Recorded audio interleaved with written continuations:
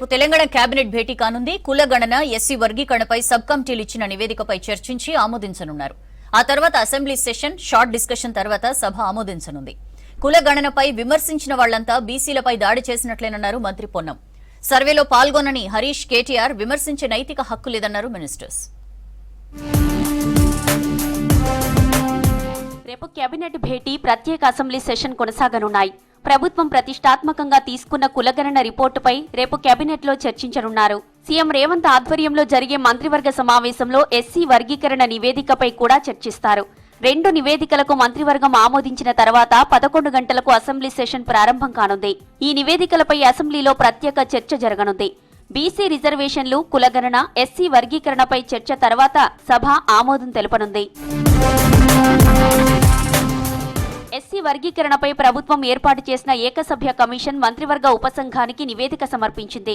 మంత్రి ఉత్తమ్ నేతృత్వంలోని కమిటీకి justice Shamim commission report submit చేసింది. పూర్తి స్థాయిలో అధ్యయనం చేసిన తర్వాత రిపోర్టును అందించినట్లు ఏకసభ్య కమిషన్ తెలిపింది. ఇటు మంత్రివర్గ ఉపసంఘం ఎస్సీ వర్గీకరణపై చర్చించింది. రేపు కేబినెట్ భేటీలో రిపోర్టును ప్రవేశపెట్టి ఆమోదించనున్నారు. డిప్యూటీ సీఎం భట్టి విక్రమార్కతో భేటీ అయ్యారు బీసీ కమిషన్ చైర్మన్ నిరంజన్. ఇప్పటికే బీసీ కమిషన్ ఉమ్మడి జిల్లాలో పర్యటనలు చేసింది. ఈ పర్యటనలో అనేక విజ్ఞప్తులు వచ్చాయి. కులాల పేర్ల మార్పులు, అభ్యంతరాలపై భట్టి విక్రమార్కతో చర్చించారు నిరంజన్. బీసీ కమిషన్ కు మరిన్ని అధికారాలు కల్పిస్తూ చట్ట సవరణ చేయాల్సిన విషయాన్ని భట్టీకి విన్నవించారు బీసీ కమిషన్ సభ్యులు. వైద్య రంగంలో విశిష్ట సేవలందించిన డాక్టర్ నాగేశ్వర్ రెడ్డికి పద్మభూషణ్ అవార్డు దక్కడం తెలుగు వారందరికీ గర్వకారణమన్నారు మంత్రి కోమటిరెడ్డి వెంకటరెడ్డి. పరిశోధనలతో షుగర్ వ్యాధిగ్రస్తులకు పునర్జన్మ ప్రసాదిస్తుందన్నారు. హైదరాబాద్ లో పద్మ విభూషణ్ అవార్డు అందుకున్న డాక్టర్ నాగేశ్వర్ రెడ్డిని సన్మానించారు మంత్రి.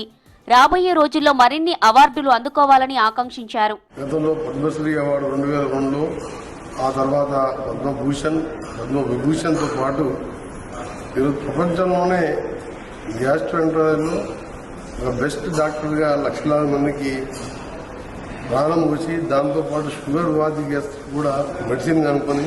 ఢిల్లీ పర్యటనలో ఉన్న మంత్రి సీతక్క కేంద్ర మంత్రి అన్నపూర్ణాదేవితో భేటీ అయ్యారు.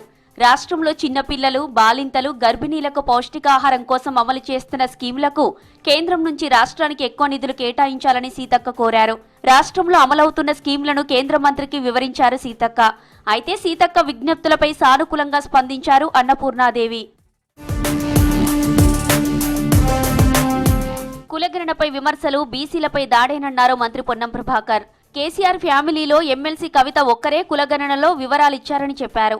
రాష్ట్రంలో 96% సర్వే పూర్తయిందని, మిగిలిన వారు కూడా వివరాలు ఇవ్వొచ్చన్నారు. ఇక బీసీలకు న్యాయం జరగాలంటే రేపటి అసెంబ్లీ సమావేశాలకు కేసీఆర్ రావాలన్నారు. అసెంబ్లీ సెషన్ కోసం ప్రత్యేకంగా ఎలాంటి ఇన్విటేషన్ ఉండదన్నారు. రేపు కేబినెట్ ఆమోదం తర్వాత రాష్ట్ర వ్యాప్తంగా సంబురాలు నిర్వహించాలన్నారు. బీసీ రిజర్వేషన్లపై రాజకీయ పార్టీలు తమ స్టాండ్ చెప్పాలని సవాల్ విసిరారు పొన్నం ప్రభాకర్. ప్రజాస్వామికంగా ఆ వర్గాలకు ఎవరెంతో వారికెంతో న్యాయం జరిగే విధంగా మీ రాజకీయ పార్టీ అభిప్రాయాన్ని చెప్పాలని కోరుతా ఉన్నాం. రేపు సభలో కూడా మీరు ఈ సందర్భంగా నిజంగా మాటలకే పరిమితం కాదు, బలహీన వర్గాల అభ్యున్నతి నిజంగా కావాలని వాస్తవికంగా కోరుకుంటే మీరు మీ యొక్క అభిప్రాయాన్ని బేషరతుగా చెప్పమని కోరుతా ఉన్నాం. కులగణనలో పాల్గొనని కేసీఆర్, కేటీఆర్, హరీష్ రావుకు సర్వే గురించి మాట్లాడే హక్కు లేదన్నారు మంత్రి పొన్నం ప్రభాకర్. సర్వేలో ప్రజలు చెప్పిన సమాచారమే నమోదు చేశామన్నారు.